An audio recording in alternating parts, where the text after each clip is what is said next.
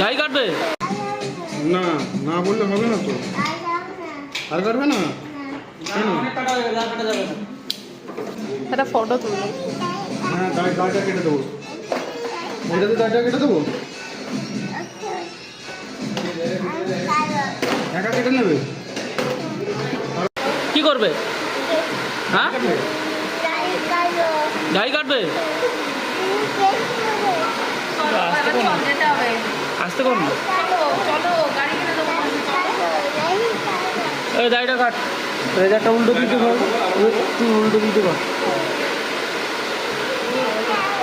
হ্যাঁ